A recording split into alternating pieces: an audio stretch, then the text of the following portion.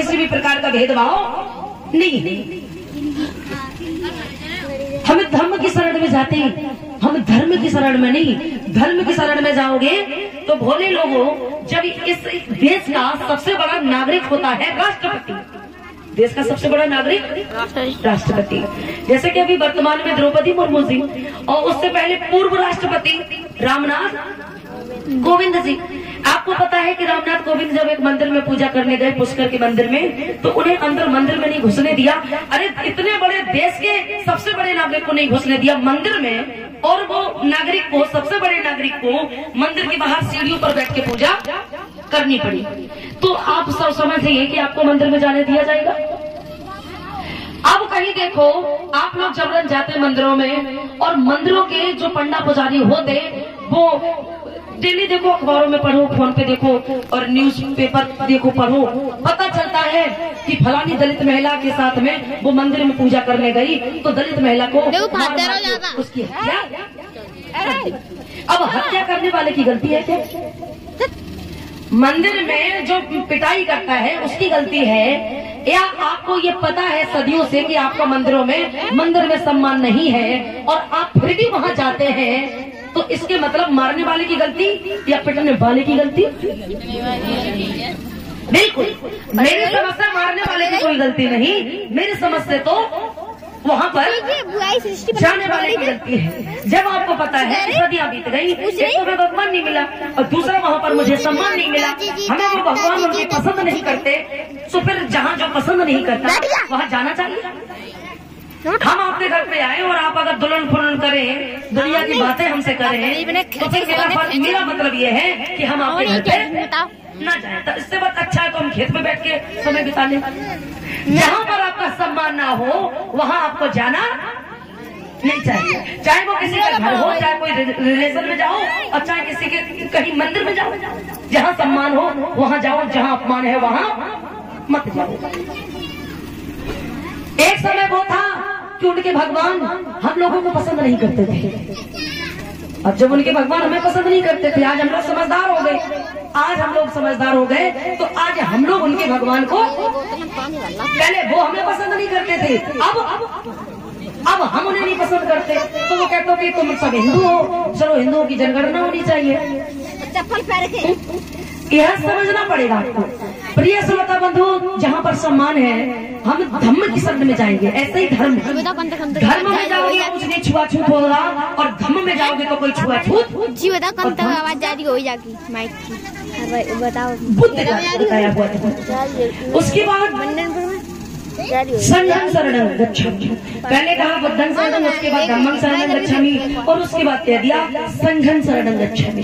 संघं, हम संघ की शरण में जाते हैं। कैसे संघ? संघ तो कई प्रकार का होता है। एक चोरों का संघ, एक जो जुआ खेलते उनका संघ होता है, एक शराबियों का संघ होता है, लफंगों का संघ होता, एक ऐसा संघ होता जो आपके यहाँ गड़ी हराए के नौजवानों ने ये संघ बना के और इतना विशाल कार्यक्रम का आयोजन किया। एक ये संघ होता है।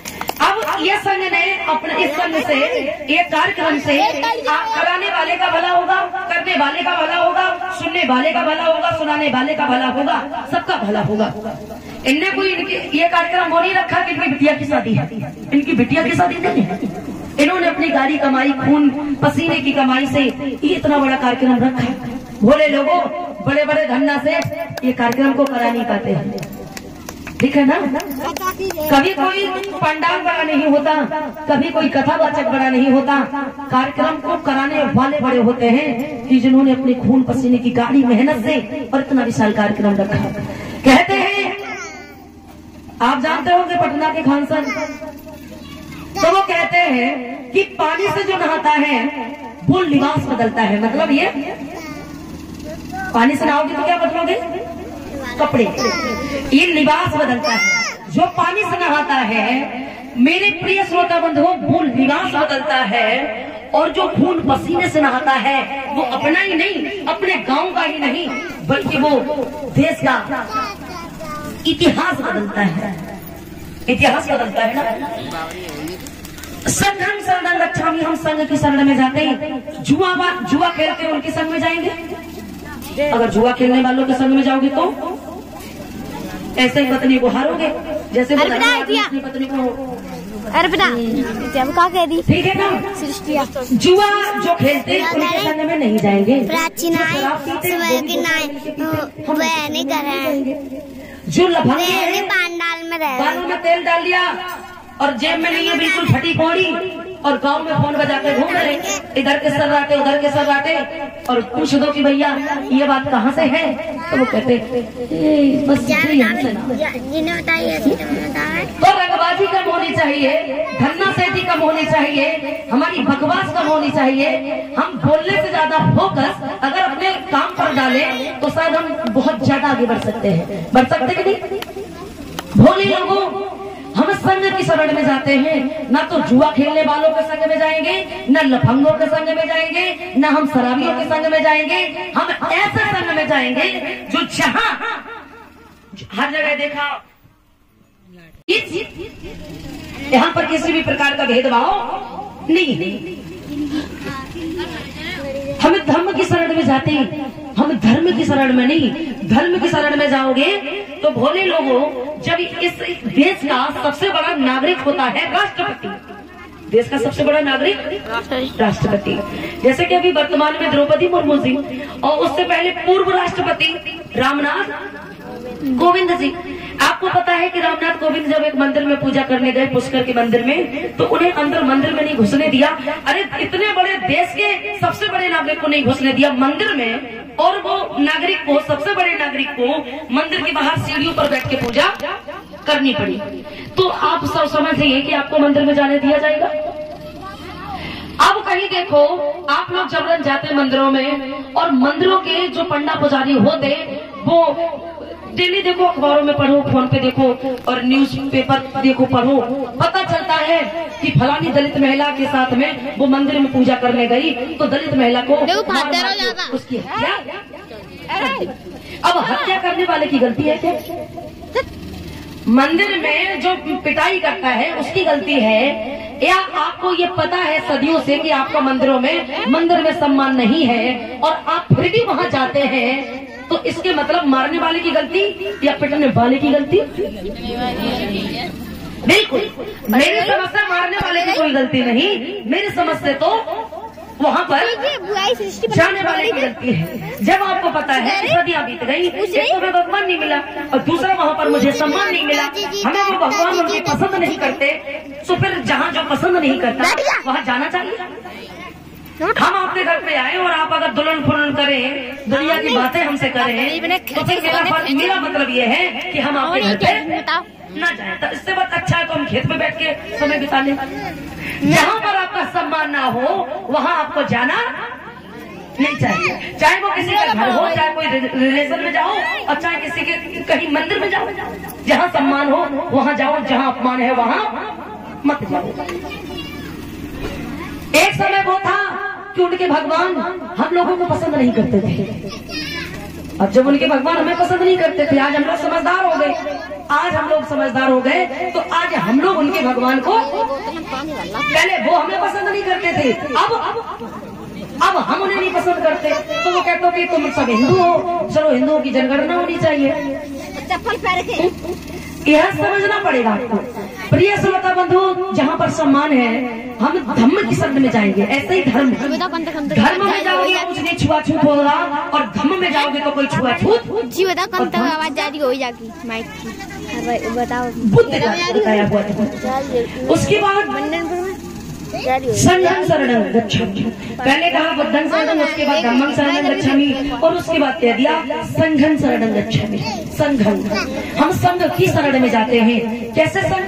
संघ तो कई प्रकार का होता है। एक चोरों का संघ, एक जो जुआ खेलते उनका संघ होता है, एक शराबियों का संघ होता है, लफंगों का संघ होता, एक ऐसा संघ होता जो आपके यहाँ गड़ी हराए के नौजवानों ने ये संघ बना के और इतना विशाल कार्यक्रम का आयोजन किया। एक ये संघ होता है। अब ये संघ ने अपने इस संघ से, एक कार्यक्रम से कराने वाले का भला होगा, करने वाले का भला होगा, सुनने वाले का भला होगा, सुनाने वाले का भला होगा, सबका भला होगा। इनने कोई ये कार्यक्रम वो नहीं रखा कि इनकी बिटिया की शादी है, इनकी बिटिया की शादी नहीं है। इन्होंने अपनी गाड़ी कमाई, खून पसीने की कमाई से ये इतना बड़ा कार्यक्रम रखा। भोले लोगों बड़े बड़े धन्ना से ये कार्यक्रम को करा नहीं पाते हैं, ठीक है ना। कभी कोई पंडाल बड़ा नहीं होता, कभी कोई कथावाचक बड़ा नहीं होता, कार्यक्रम को कराने वाले बड़े होते हैं कि जिन्होंने अपने खून पसीने की गाढ़ी मेहनत से और इतना विशाल कार्यक्रम रखा। कहते हैं, आप जानते होंगे पटना के खान सर, तो वो कहते हैं कि पानी से जो नहाता है वो लिबास बदलता है। मतलब ये पानी से नहाओगे तो क्या बदलोगे? कपड़े। ये लिबास बदलता है। जो पानी से नहाता है मेरे प्रिय श्रोता बंधुओं वो लिबास बदलता है, और जो खून पसीने से नहाता है वो अपना ही नहीं, अपने गांव का ही नहीं, बल्कि वो देश का इतिहास बदलता है। इतिहास बदलता है ना। संघम शरणं गच्छामि, हम संघ की शरण में जाते हैं। जुआ खेलते हैं उनके संग में जाएंगे।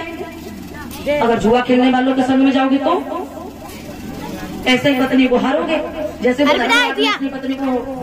अरे बेटा जब क्या कह दी, ठीक है ना। जुआ जो खेलते हैं उनके संग में नहीं जाएंगे।